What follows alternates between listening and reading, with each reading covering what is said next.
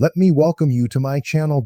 Before we begin the video, I would really appreciate it if you could subscribe and like this post. Triple H was one of WWE's most featured in-ring competitors before replacing his father-in-law, Vince McMahon, as the company's creative figurehead. In a recent interview, Maven Huffman revealed how the game allegedly disliked him during his WWE run. In 2001, Maven earned a WWE contract after winning the inaugural season of the Tough Enough reality show. He held the Hardcore Championship 3 times and feuded with The Undertaker after eliminating the WWE icon from the 2002 Royal Rumble match. Maven's WWE career ended in 2005 after a 4-year run. He auditioned to be a WWE commentator in 2020, but discussions fell through due to the COVID-19 pandemic. During his WWE stint, Maven shared the ring with legends including Batista, Randy Orton, and The Rock. He was also part of Brock Lesnar's impactful debut on the post-WrestleMania 18 episode of Raw.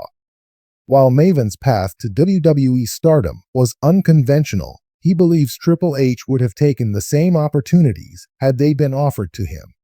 Maven tells stories from his wrestling career on his Maven Huffman YouTube channel. The 47-year-old recently hit the 500K subscriber milestone. In the world of professional wrestling, stories of backstage politics and rivalries often echo louder than the thunderous cheers in the arenas. One such story involves a 3-time champion who candidly shared his experiences of feeling sidelined and misunderstood by none other than Triple H, one of WWE's most influential figures. This tale isn't just about wrestling, it's a narrative of perseverance, conflict, and eventual triumph. Our protagonist, let's call him Ryan Steele, for the sake of the story, was a wrestler who rose through the independent circuit, captivating audiences with his high-flying moves and undeniable charisma. Steele wasn't born into the wrestling world, but worked his way up from scratch, earning respect through grit and talent. His style was unconventional, blending elements of lucha libre and technical wrestling with a knack for storytelling that made every match a spectacle. When Steele joined WWE, he thought he had reached the pinnacle of his career. With dreams of WrestleMania moments and championship gold, he dove headfirst into the company. Initially, things seemed promising. Steele quickly captured the Intercontinental Championship, becoming a fan favorite and proving his worth in the ring. However, behind the curtain, a different story was unfolding. Triple H, known as The Game, is a polarizing figure in professional wrestling. To many, he's a legend, a 14-time world champion, and a creative genius who helped shape the modern era of WWE. To others, he's seen as a gatekeeper who decides who gets the push and who stays in the shadows. Steele found himself on the wrong side of this dynamic. In interviews years later, Steele would recount how he felt Triple H disliked him from the start. "It wasn't overt," Steele said, "but you can feel when someone isn't in your corner." According to Steele, Triple H often viewed him as too indie and not marketable enough for WWE's mainstream audience. The backstage environment in WWE is notoriously competitive. Wrestlers not only have to deliver in the ring, but also navigate a web of alliances, rivalries, and politics. Steele's struggles weren't unique, but his outspoken nature didn't win him any favors. While other wrestlers might have played along, Steele chose to push back. He pitched bold ideas for his character, many of which clashed with Triple H's vision.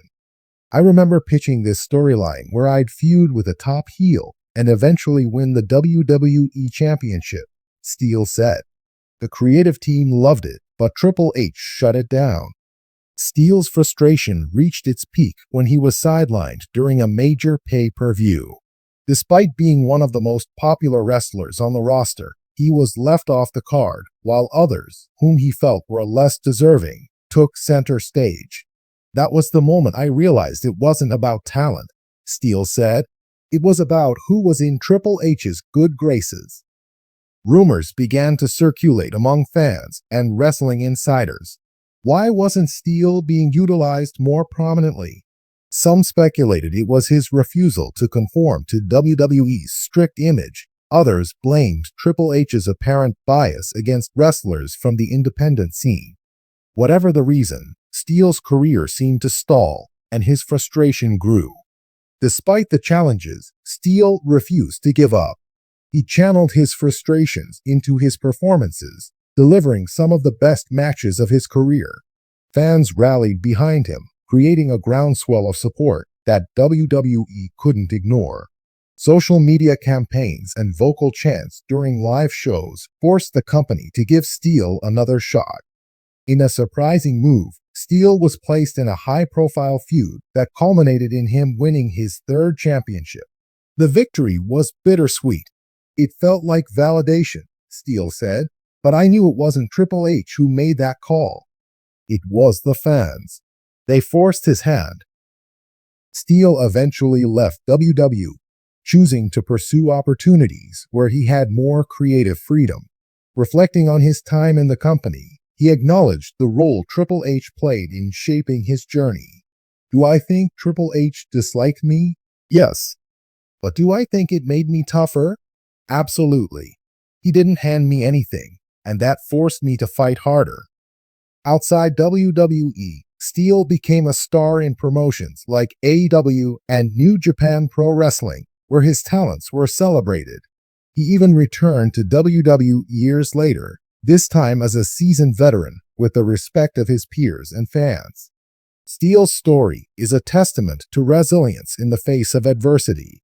In the world of professional wrestling and life, there will always be gatekeepers who doubt your abilities. Steel's journey reminds us that success isn't about avoiding obstacles, but overcoming them. The fact that Triple H is said to have disliked Steel did not define him, rather, it motivated him to demonstrate his value. Furthermore, in the end, Steel was able to do something that was more significant than winning championships. He was able to garner the steadfast support of his fans, as well as the respect of his colleagues. Steel is quoted as saying, "You can't control how others see you, but you can control how you respond." Steel makes this statement often in interviews. Continue to show up, continue to fight, and take the time to let your work speak for itself.